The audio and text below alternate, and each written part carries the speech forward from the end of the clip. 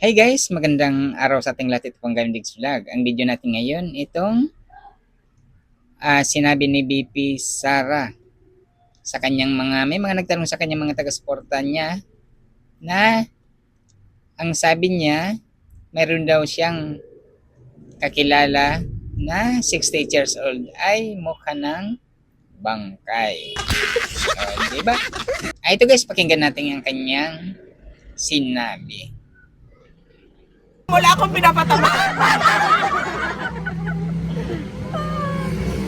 Kasi meron tayong kilala na 68 pa lang pero mukha ng bangkay.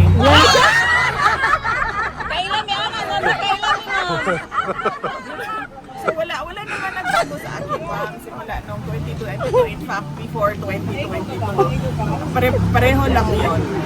Yun lang na meron na akong awareness ngayon sa aging ng mukha. Ayan guys, ay magbibigay tayo ng reaction sa kanyang mga sinabi. Dito guys ay nagsaliksik tayo at nag-search tayo sa mga mahalagang tao sa Pilipinas na kung sino ang 68 years old na pwedeng sinasabi nitong si BP Sara. Kaya dito guys lumabas na ang 68 years old sa ngayon na mahalagang tao sa Pilipinas ay walang iba kundi si President Bongbong Marcos Jr. or si PBBM. Ayan. Ay malamang guys ay si PBBM nga ang tinutukoy ni BP Sara na sinasabi niyang 68 years old ay mukhang bangkay na daw.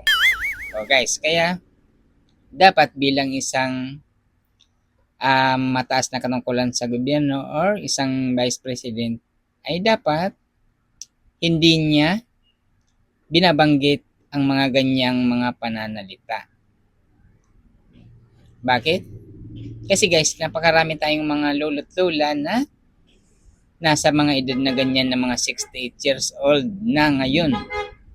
At pwede silang ma-insulto doon sa sinabi niya. Kasi sabi, ang 68 years old na kilala daw siya na 68 years old na mukhang bangkay na. O, di ba? Kung ikaw sa ngayon, ikaw ay isang lolo at lola na ang edad mo ngayon ay 68 years old, na makakarinig ka ng ganong salita na sasabihin na mukha ng bangkay ang 68 years old, ay siyempre masasaktan ng isang tao. Lalong-lalo na guys, ang ating mga lolo't lola na ay siyempre magagalit sila sa ganong mga pananalita. Oo. Isang vice presidente ka tapos magsasalita ka ng mga ganyang walang kabuluhang mga salita, ay dapat hindi mo na sinasabi yan sa public or sa pampublikong, lalo dito sa social media. O guys, kasi kakalat yan eh. Pero dito guys, malamang ang kanyang pinapatunguhan dyan ay walang iba kundi si PBBM. Kasi siya lang naman ang kanyang medyo nakakaalitan ngayon or hindi nakakasundo, ay malamang ka. At saka si PBBM ngayon ay 68 years old na. Ay malamang ay siya yun, yung kanyang pinatutungkulan.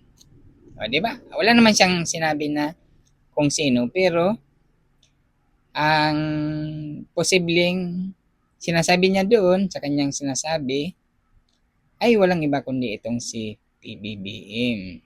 O, di ba? Kaya dito guys, dapat bilang isang mataas ang kanungkulan sa gobyerno ay hindi na dapat sinasabi ang mga ganung mga pananalita na makakasakit sa ating kapwa. Yan. Isang yan eh, parang binubuli mo ang mga ganong edad. Siyempre tayo guys, paano kung dumating ang araw na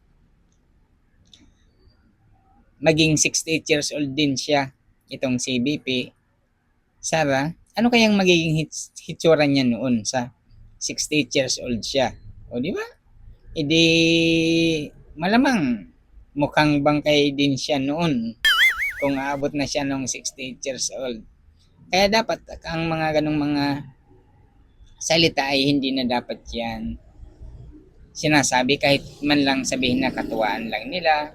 Kasi nagtatawanan sila guys yung mga nagtatanong sa kanya. Kaya masakit yun sa mga taong, lalo na yung mga lulutulo natin, ay masasaktan pagka sinabi nilang ang 60 years old ay mukha ng bangkay. Oo, kasi hindi naman natin mapipirmanente ang ating mga kutis, ang ating mga mukha nung bata pa tayo. Kasi pag nagkaedad na tayo, mangungulubot talaga yan. O, kahit ano pang sabihin mong may pera ka, ganun talaga balat lang yan kukulubot at kukulubot pa rin yan. Oo. Lalo na kung eh, babatakin ng babatakin mo, di mas lalo kang magiging mukhang bangkay nun. O, di ba? Kaya dapat itong si Baby Sara ay hindi na dapat nagsasalita ng mga salitang maraming tatamaan. O, di ba? Kasi marami tayong mga lolo't lola na 60 years old na sa ngayon at makakarinig ng mga ganong pananalita na sasabihin na 60 years old ay mukha ng bangkay, ay siyempre masasaktan. Okay. Kaya ito guys, kahit sabihin pa naman niya na isang tao lang ang kanyang pinapatungkulan, ay siyempre marami pa din ang masasaktan dyan sa kanyang mga sinabi na yan. Kahit, kasi parang nagkakatawaan lang nila yung guys na sa kanyang mga taga-suporta na nagtatanong sa kanya, ang hindi lang nila alam na pag na-post na yan ay nasa public na yan. Oo, marami na ang makakakita niyan at makakarinig. Kaya, ito guys ay dapat respeto na lang ang kahit ganun man ang kanyang mga naiisip, ay dapat hindi na niya sinasabi kasi napakaraming mga masasaktan dyan sa sinasabi niyang 68 years old na mukha ng bangkay. O, di ba? O, isipin na lang niya ngayon sa edad niya. Tapos, nga ganun lang hitsura niya.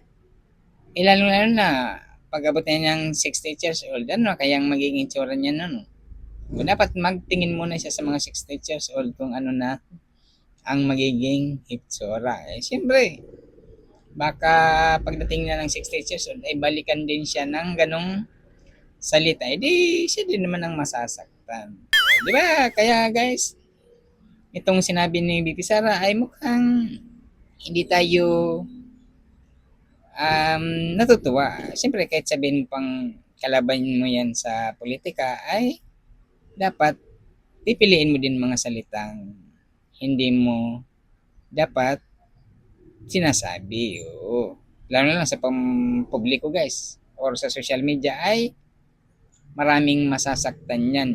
Lalo na yung mga pamilya nung pinapatungkalan mo ay sila ang unang mga masasaktan dyan. Di ba? Kaya guys, kung ang itsura man natin ngayon or sino mang magaganda dyan, mga guwapings, ay dapat hindi mo yan masyadong ipagyabang kasi pagdating din ng panahon na ikaw naman ang mangungulubot ay wala na yan, mawala na yung mga ganong ano mo, yung mga kutis. Siyempre sa ganon ngayon ang itsura ni Baby Sara ay ikinukumpara niya sa 60 years old, kaya niya nasasabing yung mga ganong bagay na medyo para sa kanila ay nakakatawa. Oo. Pero naman sa mga taong natatamaan ng ganong mga pananalita na hindi naman masyadong kaaya-aya ay siyempre masasaktan, lalo guys ang ating mga lulutula.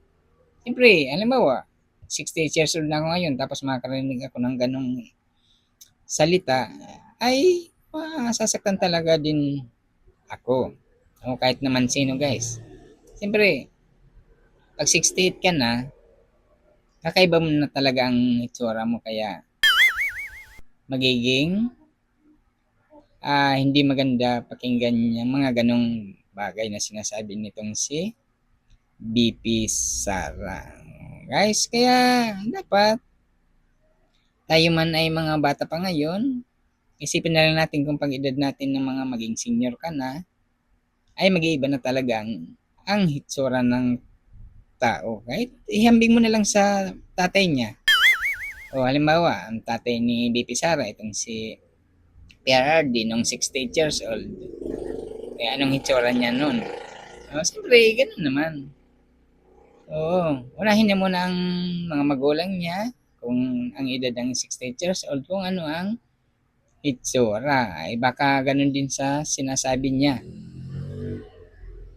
na ang 68 years old ay mukhang bangkay sa kanyang mga pananalita. No, di ba? Unahin muna natin ang ating mga sariling mga pamilya o lolo't lola niya, tatay niya na dumaan na sa edad na 68 ay kung anong itsura nun. Kasi baka ang kanyang mga sinasabi ay naunang tumama sa kanyang mga magulang o lola't lola niya. O, di ba? Kaya guys, hindi tayo masyadong tutuwa sa mga ganitong mga bagay na mga pananalita bilang isang Pilipino na parang kinukutya niya ang 68 years old. So, yeah, guys, hanggang dito na lang itong ating video. Hanggang sa susunod na mga nakikita nating or mga balita dito sa ating bansa. Hanggang dito na lang.